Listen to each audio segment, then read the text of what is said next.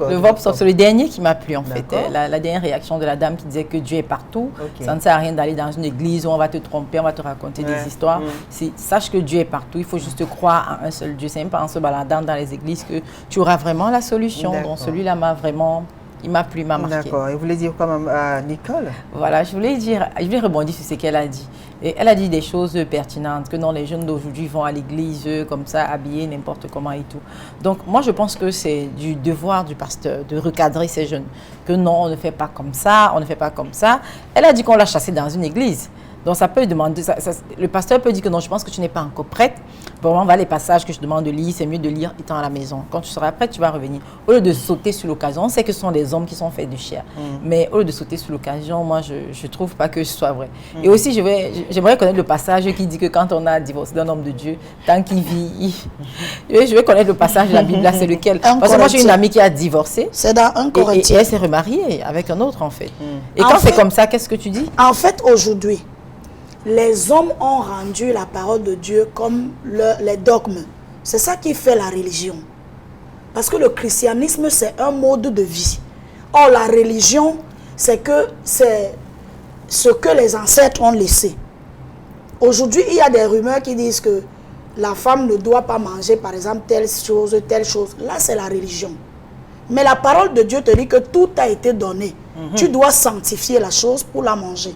Mais il n'y a pas de que la femme ou l'homme. La parole de Dieu ne se limite pas à un seul verset. Non, je veux dire ceci. Ce verset-là, c'est dans 1 Corinthiens. Jésus dit à la femme samaritaine, tu as eu 5 maris. Même celui qui est à la maison n'est pas ton mari. Qu'est-ce que ça veut dire? Ça veut dire qu'il n'est pas ton mari, il faut le quitter. Pour chercher ton mari que quand on le dit, donc moi je quand on le dit, c'est dans quel jargon? Aujourd'hui, quand une femme quitte la maison de ses parents et qu'elle va s'asseoir chez un homme, on dit elle est mariée, c'est son mari. Elle est mariée? On a dit mari. Oui, mais on appelle ça mari. Non, mais la Bible dit mari, on n'a pas dit concubin. On n'a pas dit concubin. Il a dit mari. Même dans notre jargon aujourd'hui, on dit marié. Non, de toute façon, tu vis avec un homme, on dit que c'est ton mari. Il t'a et concubine. Ça existe dans la Bible. Ça connaît fiancé, ça connaît prostituée, ça connaît mari, ça connaît concubin. Tous ces vocabulaires sont dans la Bible. Alors si la Bible voulait dire c'est ton concubin, il aurait dit, quand il lit proverbe, tu vas trouver le mot concubin, prostituée, mariée, veuve. Donc il a dit ton mari, ce n'est pas ton mari. Alors, donc moi ça c'est dans un contexte. Comme le vôtre aussi. Mais je dis ceci, moi je t'envoie lire 1 Corinthiens 7. De toutes les façons. Lis là-bas, tu vas voir là où on dit moi, que je ne peux pas rester dans un mariage où on va me casser les dents. Nous ne sommes pas ici. Parce que je veux mourir là. Je ne veux pas rester là. En plus, je ne peux pas rester dans un mariage. Nous sommes ici pour construire. Nous sommes ici pour sensibiliser. Et je suis contente que tu sois aussi pasteur. Ça veut dire que tu dois connaître ces réalités. Ça, c'est sûr. Tu peux être pasteur et qu'un élément t'échappe. Oui. Maintenant, accepte d'apprendre. Je ne dis pas que je connais beaucoup, mais je dis que la parole de Dieu est notre lumière.